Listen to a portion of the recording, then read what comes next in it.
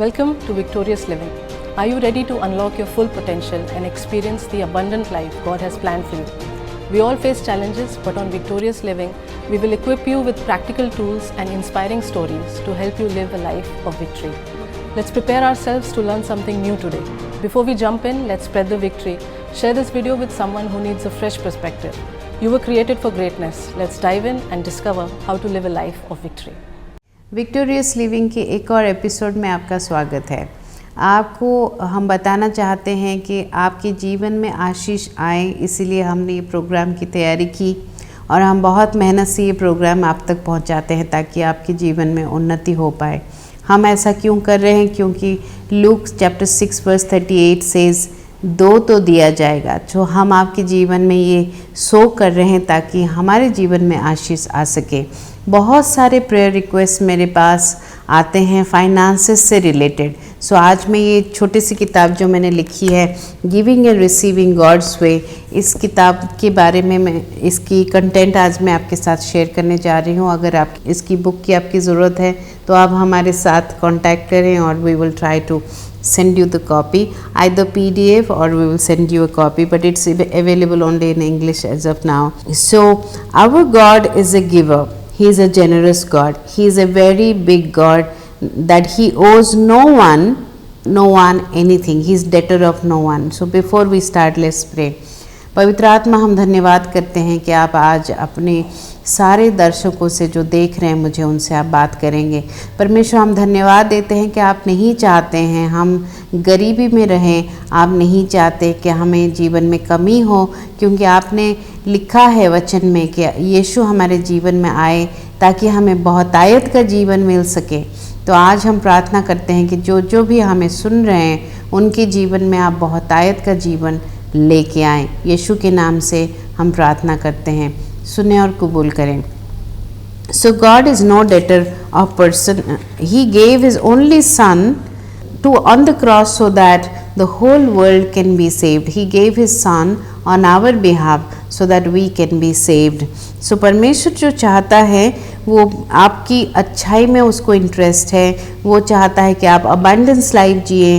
वो एक अच्छा पिता है। He is a good God and he has only good things plans for you. So पहला जो हमारा आज का चैप्टर है, giving changes season. Giving changes season. Giving जब हम करते हैं हम अपनी सीज़न को बदल सकते हैं। हम अपनी सीज़न को बदल पाएंगे। How? If you are going through a situation that you do not understand, then give. अगर आप सिचुएशन को नहीं समझ पा रहे हैं कि आपके जीवन में क्या हो रहा है, you must learn to give. God knows how to take us out of the problem. He can ask you to give anything. It can be money, it can be love or time. I have seen that whenever I went through a problem and I see no way out, I sowed a seed. I always sow when I am going through a situation that I don't understand. Either I sow money or a thing, time or love, but I sow. And I have seen drastic change in my situation. परिस्थिति को बदलते हुए मैंने देखा है जब मैंने giving किया है। हर बार ये पैसा नहीं होता है। बहुत बार Lord will ask you to give money because आपको फाइनेंशियल ब्रेक थ्रू की ज़रूरत है, तो वो आपको ज़रूर फाइनेंस शो करने के लिए बोलेंगे। लेकिन बहुत बार ये प्यार हो सकता है समय हो सकता है परमेश्वर बोले कि आप किसी को कुछ पढ़ाएं, वचन में आगे बढ़ाएं, कुछ भी हो सकता है। I have learned it from brother Kenneth Copeland. Under pressure give. जब प्रेशर में आप होके गुजर रहे हैं आप जरूर दान दीजिए। Today I see God's glory in my life, in so many things in my life. मेरे पास लाखों गवाहियाँ हैं, टेस्टिमनीज़ हैं फाइनेंशियल रिलेटेड, बिकॉज मैंने परमेश्वर को हमेशा फाइनेंशियली मेरे जीवन में ब्लेसिंग्स लाते हुए देखा है। नेक्स्ट चैप्टर में मैंने लिखा है positioning yourself from blessing yourself. Position yourself to receive blessings from God. Since our God is a giver, once we give then we are entitled to receive. एक बार हमने दे दिया तो हम अपने आप को पोजीशन कर लेते हैं कि हम ब्लेसिंग को पाने वाले हैं। लेकिन अगर हम किचन में हैं, हम शावर का आनंद नहीं ले सकते। शावर के नीचे जाके खड़ा होना पड़ता है ताकि हम शावर का आनंद ले सकें। वैसे ही कई बार हमें उस पोजीशन में अपने आप को पहुंचाना पड़ता है जहाँ पे परमेश्वर आशीष हमें दे रहा है। कहीं से वो आशीष की बारिश हमारे जीवन में कर रहा है, उसके नीचे पहुंचना पड़ता है, वो आशीष के नीचे हमें पहुंचना पड़ता है। Positioning means aligning yourself to the place where God pours out the blessing on your life. आपको अलाइनमेंट करना लाना पड़ता है अपने जीवन में। Align yourself to where God wants you to receive the blessing from. So बहुत बार ऐसा होता है कि दान देने के बाद इंसान क्रिब करने लग जाता है। जब कोई डिफ़िकल्टी आती है तो सोचने लगता है हो सकता है मैंने गलत किया। ये सब चीज़ें आपको आशीष से दूर लेके चला जाएगा। सो एक बार ऐसे हुआ था, आई वॉज इन US, मैंने यहाँ पे एक एक्सपीरियंस लिखा है। I was in US and बहुत ठंडी थी वहाँ पे, लेकिन वहाँ पे मैंने प्रार्थना किया और परमेश्वर ने एक लेडी जहाँ वहाँ थी कॉन्फ्रेंस में, God asked her to give me big boots, क्योंकि मेरे पास बूट्स नहीं थे और मैं ठंड में बहुत परेशान हो जा रही थी। तो उस समय परमेश्वर ने उस अनजान महिलाओं को बोला कि मुझे वो बूट्स खरीद के दें, और उन्होंने दिया।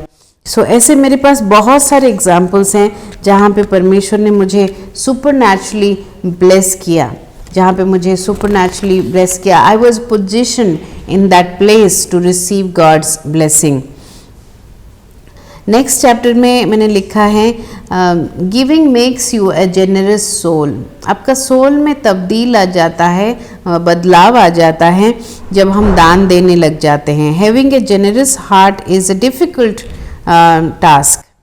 When we look into the life of Jesus, he had everything, but he knew that he can sit at the right hand side of God. Still, he stepped down and he came to the earth and he died for us. He came to earth becoming poor to make us rich. परमेश्वर ने क्या किया? अपने आप को दीन करा हम सबके खातिर, ताकि हम ऊंचाई में पहुंच सकें। When we know that we have God, then we don't need to depend on things of this world. It is written, seek him and his kingdom, and all these things you need will be added to you. What is his kingdom? It is none other than his body, his church. The true meaning of church is people. His only motive was to take people to heaven, to make them live eternal life. Giving a scarf to the poor lady was becoming generous. I never thought I can do this, but that was the time it was required. One time I gave the scarf to somebody who just, I felt she doesn't need it, but she needed it. She needed it, and then God blessed me with a generous heart. As always, giving makes you sacrificial. I always believe if you want to be out of addiction of something, then give. कई बार परमेश्वर हमारे अंदर generosity लेके आता है through our giving. परमेश्वर अब generosity लेके आता है थ्रू आवर गिविंग, क्योंकि हम अगर किसी चीज़ को होल्ड कर रहे हैं, वो चीज़ हमें कंट्रोल कर रहा है। जो चीज़ हम दे नहीं सकते, वो चीज़ हमें कंट्रोल करता है। Whatever we can not give away controls us. So इसीलिए दान के जरिए से परमेश्वर ने मुझे जेनरॉसिटी सिखाया, सैक्रिफिशियल लिविंग सिखाया। स्लोली परमेश्वर ने मुझे अलाइन किया कि मैं अपने जीवन के वो सारे ब्लेसिंग्स को पा सकूं, जो मत्ती चैप्टर 6 वर्स 33 में लिखा है, seek him and his kingdom and all things that you need will be added to you. क्योंकि मेरे पास बार मैसेजेस आ रहे हैं, कॉल्स आ रहे हैं, लोग फाइनेंशियल ब्लेसिंग के लिए प्रार्थना मांग रहे हैं। मुझे लगा कि आपको मैं गिविंग और रिसीविंग के बारे में बताऊं। गिविंग एक हिस्सा है और आपको अपने आप को रिसीविंग के लिए प्रिपेयर करना एक दूसरा हिस्सा है। दोनों पार्ट्स का क्लैरिटी आपके पास होनी चाहिए। पहले हिस्से में हम दान देते हैं और दूसरे हिस्से में हम इंतज़ार करते हैं कि परमेश्वर हमें ब्लेस करेगा। जैसे जब फार्मर सीड को सो करता है, इमीडिएट हार्वेस्ट उसको नहीं मिलता है, उसमें वो पानी देता है, खाद देता है और समय का इंतज़ार करता है कि उसको राइट टाइम पे हार्वेस्ट मिले, और जब कटनी का समय आता है वो उसको काटता है, उसका जो उपज है उसको वो मिलता है। तो ऐसे ही सीड टाइम और हार्वेस्ट टाइम है। एक समय आता है जब आपको रिसीव करना है, एक समय आता है जब देना है, और एक समय आता है जब आपको रिसीव करना है। याद रखिए, जब कटनी का टाइम आता है उस वक्त हम आइडल नहीं बैठ सकते। कटनी के टाइम पे हमें उपज को काटना होता है और बार में ले जाना होता है, अपने घर में ले जाना होता है। सो एक समय आता है जब आप कटनी भी काटेंगे। सो हम एक एग्जाम्पल देख रहे हैं यहाँ पे इस चैप्टर में, जहाँ पे एक बच्चे का 5 लोव्स एंड 2 फिश जीसस 5000 लोगों में बांटते हैं, और उसमें मिराकुलसली फ्रैगमेंट्स जो बचते हैं वो 12 बास्केट्स हैं। आप याद करिए कि जो डिसाइपल्स थे वो 12 पीपल थे, तो 12 बास्केट का लेफ़्ट ओवर ब्रेड उनको मिलता है। वहाँ से मुझे परमेश्वर ने एक सीख दिया कि अपने छोटे छोटे खर्चों को तुम अगर माइंडफुली करोगे, अगर छोटे छोटे बचत करोगे, तुम बड़े बड़े चीज़ों को हासिल कर पाओगे। क्योंकि जीसस ने वो क्रम्स जो बचे थे 5000 लोगों को खिलाने के बाद, उन्होंने उनको कलेक्ट करने के लिए बोला, और वो क्रम्स इटसेल्फ 12 बास्केट फुल हुए। यानी कि दान देने के बाद हमारे पास इनफ होगा कि हम डिसाइपल्स बीच हम बांट सकते हैं। तो यानी कि दान से हम अपने फ्यूचर के लिए भी सिक्योरिटी ले लेते हैं। अगर हम दान करते हैं, हम जेनरसिटी में चलते हैं, न सिर्फ हम अपना नीड्स को पूरा करेंगे, बल्कि हम आने वाले समय के, आने वाले पीढ़ी के नीड को भी हम पूरा कर सकते हैं हमारी जेनरसिटी की वजह से। सो करते के साथ हमें एक और चीज़ और करना है, we have to increase our faith. हमें अपने फेथ को बढ़ाना है। The more you give the more you get. Giving is test of faith. याद रखिए कि गिविंग जो है वो टेस्ट ऑफ फेथ है। हमारे दान में ही हमारी परीक्षा होती है, क्योंकि बाइबल में लिखा है कि या तो आप मैमन की सेवा कर सकते हो या फिर आप परमेश्वर की सेवा कर सकते हो। आप दोनों की सेवा एक साथ नहीं कर सकते। आज मैं आपको एक चीज़ की क्लैरिफिकेशन देना चाहती हूँ जो वचन में है, कि वचन में पैसे को बुरा नहीं माना गया है। बहुत सारे लोग ये बिलीव करते हैं कि पैसा को बुरा मानते हैं। नहीं, सारे हमारे राजा जो हैं, जो परमेश्वर को मानते थे, चाहे जोसेफ हो, चाहे डेविड हो, या डैनियल प्रधानमंत्री थे, और अब्राहम बहुत रिच पर्सन थे, सोलोमन किंग थे, ये सारे जो राजाएं हम देखते हैं वो परमेश्वर का भय रखते थे।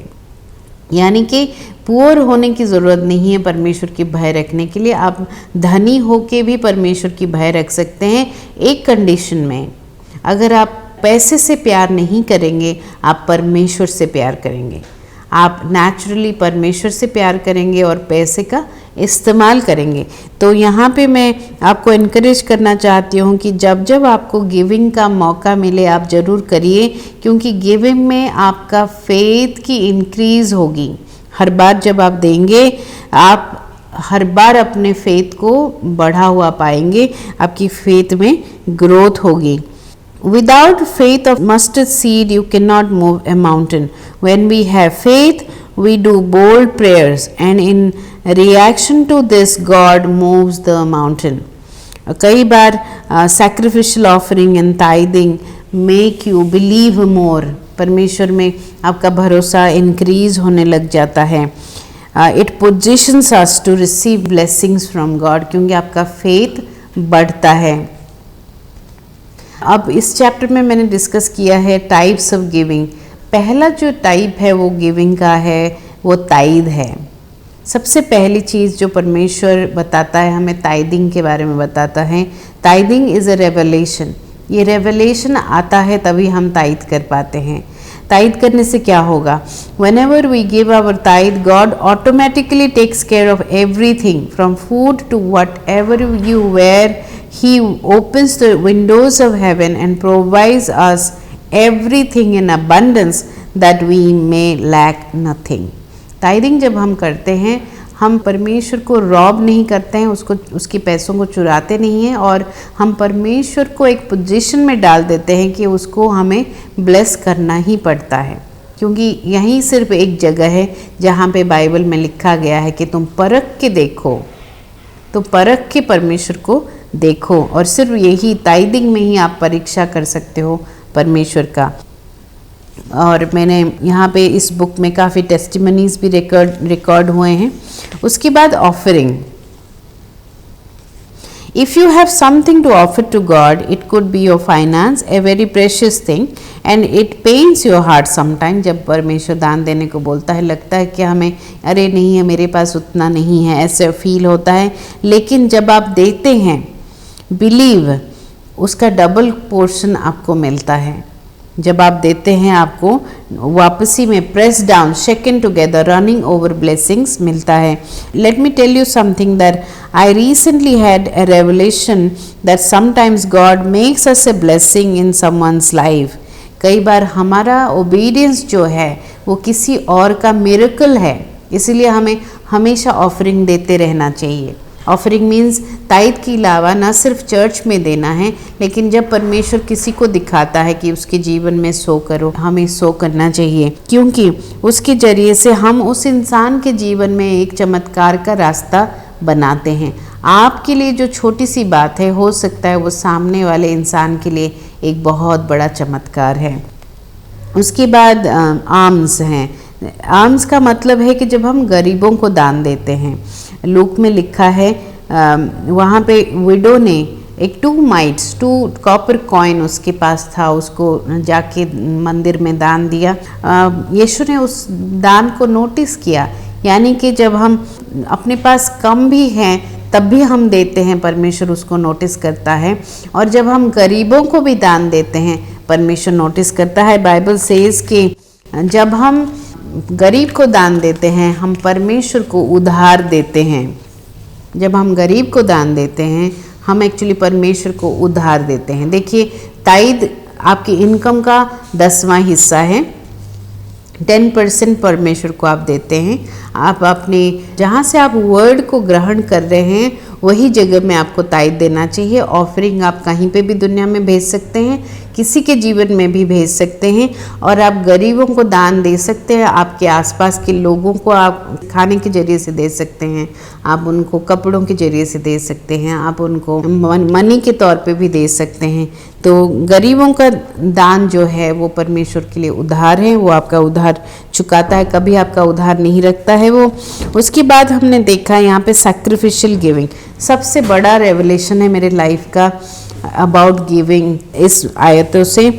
2 Samuel chapter 24 verse 22 and 25, where David actually got the option of sacrificing the ox without paying for it.